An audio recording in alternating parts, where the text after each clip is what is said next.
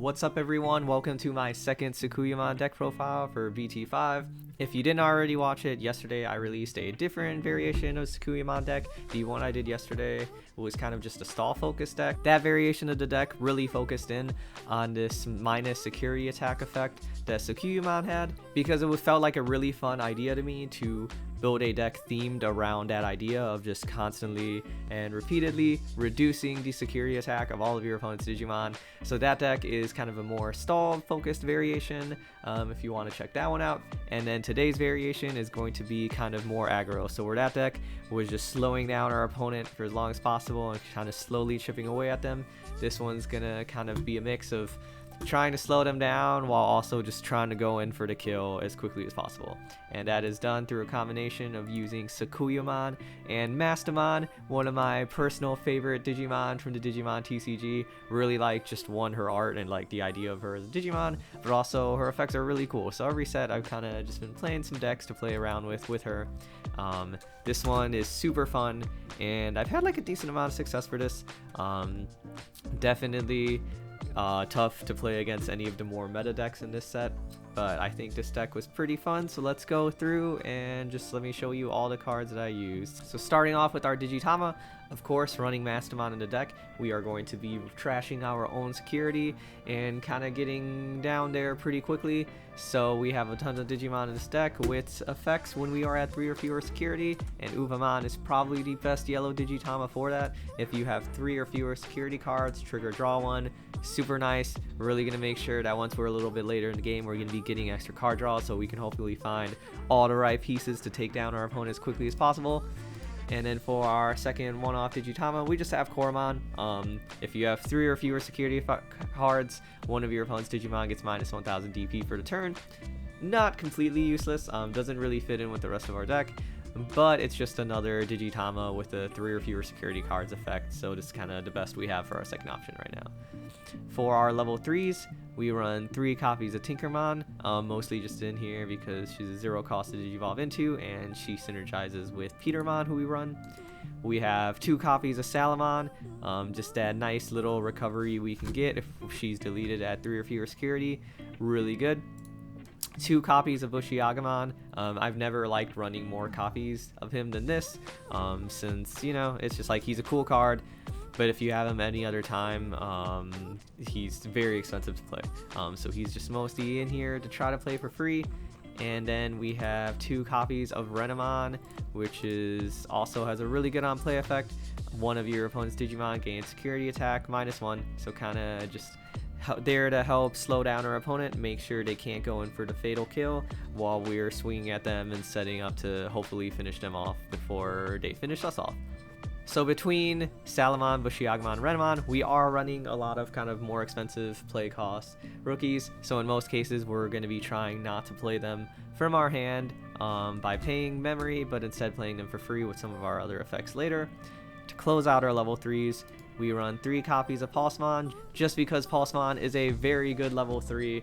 If you have 3 or more security cards, trigger draw 1 till early game, just helping you get to those cards. And again, once if we have 3 or fewer security cards, gaining 1 memory, so very good and gonna help us make our turns a little bit longer once we get down towards the end of the game. Really great yellow card, and honestly almost no reason not to just run him in every single yellow deck, at least a couple copies of him.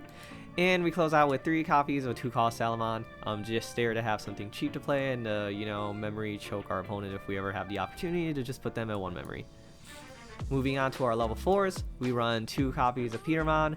Really nice because he combos with Mastemon, so if we're able to Digivolve into Mastemon, lets us bring out a yellow level 4 or lower for free. So if we bring out Petermon using Mastemon, that means we are also able to bring out a Tinkermon if we have one in our trash or hand. Kind of just helps us set up for a wide swing the following turn, which is very nice.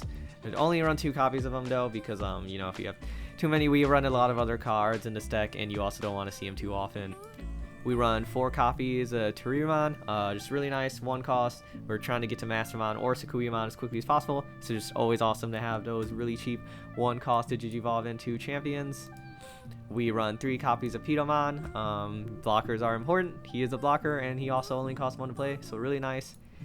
And we also run 2 copies of Unimon, just because sometimes we need a slightly stronger blocker, and 2 costs to play, but we have enough 1 cost champions that it felt fine.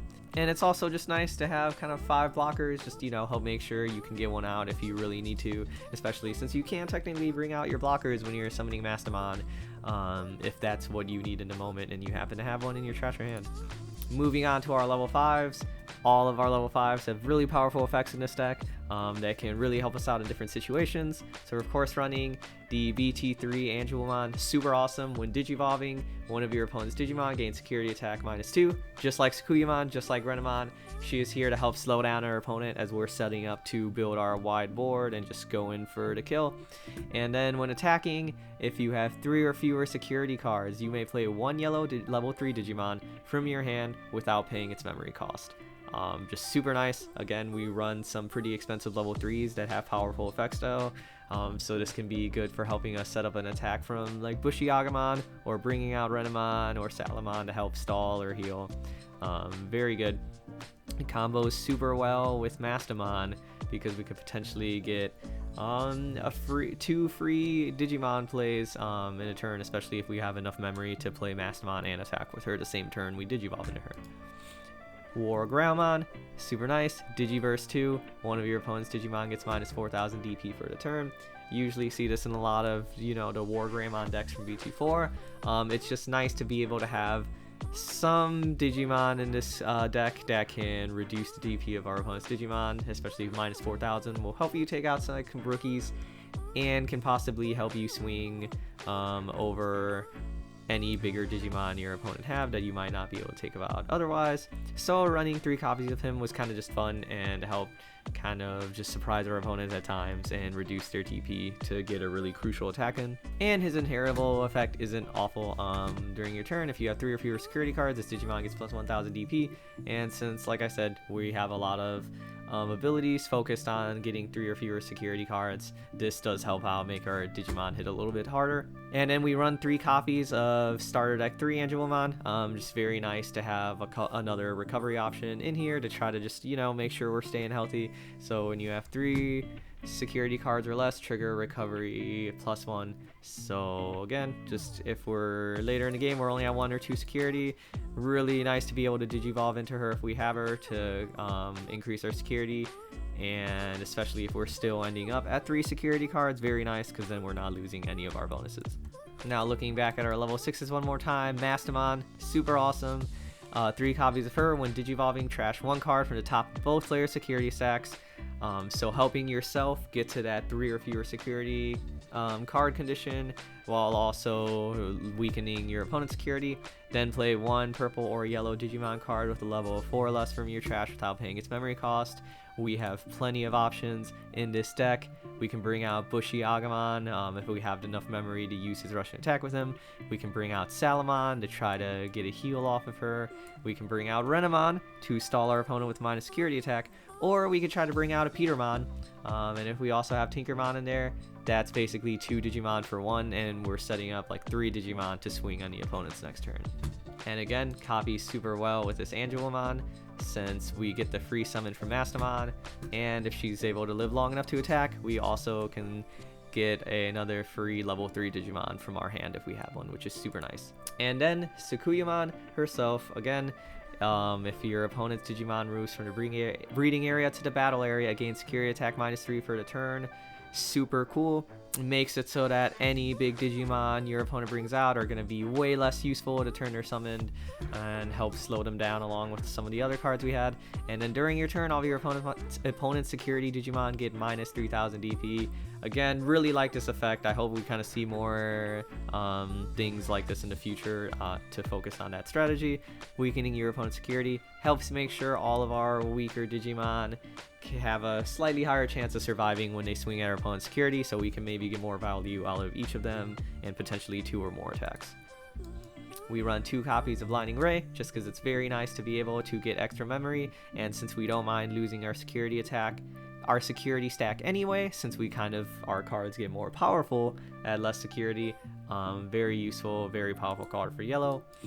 We run 4 copies of Spiral Masquerade, just a pretty good, flexible option card that a lot of people are running yellow right now, and especially since we're kind of trying to build a wide board, like I said, and if we get the right cards we need, this can potentially help us wipe out multiple smaller Digimon or one bigger Digimon our opponent has.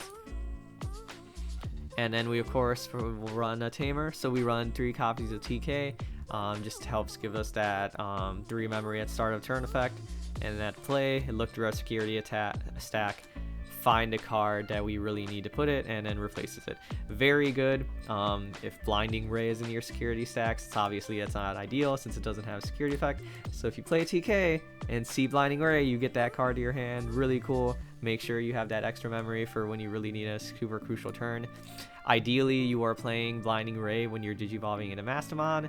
That way you can make sure you have at least 4 memory so that you can play her and also still swing with her that turn and trigger any other effects you can get off of that. And that is the end of my Sakuyamon Mastemon deck profile for the set. Honestly, did a lot better with this deck than I thought I would in a lot of the friendly games I've been playing with it. Super cool, really fun. It's kind of a flexible deck that has a lot of different options for what you can play each step of the way when you're digivolving up. But super cool, the ability to kind of slow down your opponent's attacks while slowly building out your board and digivolving up is super nice, and there's just a lot of fun effects to play with in this deck, so I've been enjoying it a lot. Let me know if you try it out. I will have many more deck profiles coming soon, some on the more casual side, some on the competitive side, and some kind of in the middle like this one, which this one definitely feels like kind of a middle deck that, you know, isn't gonna be the most meta but can still take some nice wins if you get the right cards. Thank you all for watching, and see you in the next deck profile.